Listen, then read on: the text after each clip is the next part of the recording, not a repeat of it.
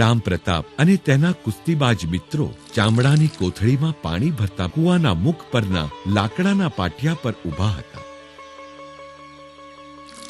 વેણીરામ પણ ત્યાં આવ્યો, પણ જે લાકડાના પાટિયા પર ઊભા હતા તે જૂનું અને નબળું હતું. વેણીરામનું વધારાનું વજન આ પાટિયું ખમી ન શક્યું અને અચાનક જ જોરદાર અવાજ સાથે તેના ટુકડા થયા અને ચીસો પાડતા ત્રણેય છોકરાઓ ઊંડા કૂવામાં ગબડી પડ્યા. આ અવાજ સાંભળીને બગીચામાંથી છોકરાઓ દોડતા દોડતા કૂવા પાસે આવી પહોંચ્યા.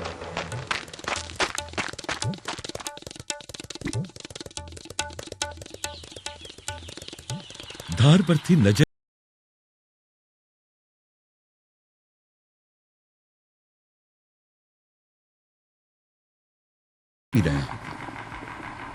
રામ પ્રતાપે મદદ માટે તેઓને કહ્યું, પણ બધા એકદમ ડરી ગયા હતા.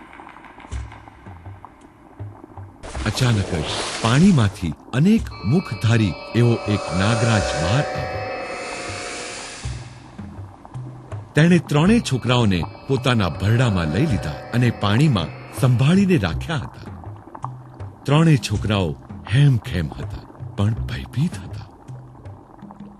પછી રામ પ્રતાપે હિંમત કરીને કહ્યું, મને ખબર છે કે આપ અમને કંઈ નહીં કરો. આપે જ અમને ડૂબી જતા બચાવ્યા છે, તો કહો આપ કોણ છો?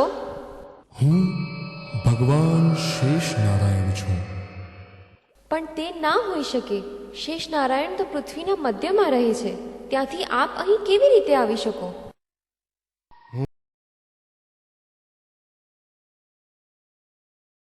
ઘનશ્યામનું એક સ્વરૂપ છે અને એ આપનો જ ભાઈ છે.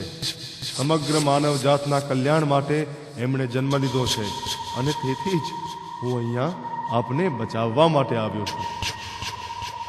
તે કેવી રીતે હોઈ શકે? ઘનશ્યામ તો નાનું છે અને તમે તો વિરાટ છો.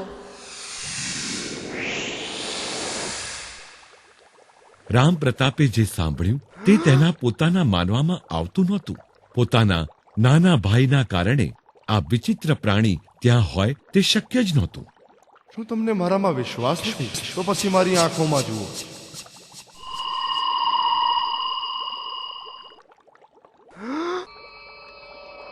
રામ પ્રતાપે શેષ નારાયણની સંમોહક આંખોમાં નજર પરોવી. જાણે તે એમાં વહી જતો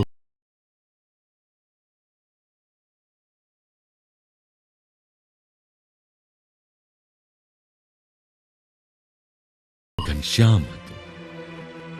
હવે તમે માનો છો ને કે હું જ આપનો નાનો ભાઈ ઘનશ્યામ છું.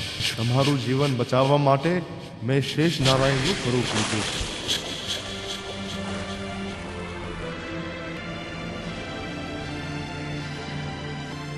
રામ પ્રતાપની આંખો આ ચમત્કારથી ભરાઈ આવી અને પછી ધીરેથી શેષ નારાયણે તેની આંખો બંધ કરી અને ક્ષણવારમાં જ ત્રણેય પાણીથી તરબોળ કૂવાની બહાર આવી ગયા અને હસતા ઘનશ્યામની સામે આવીને ઊભા રહ્યા.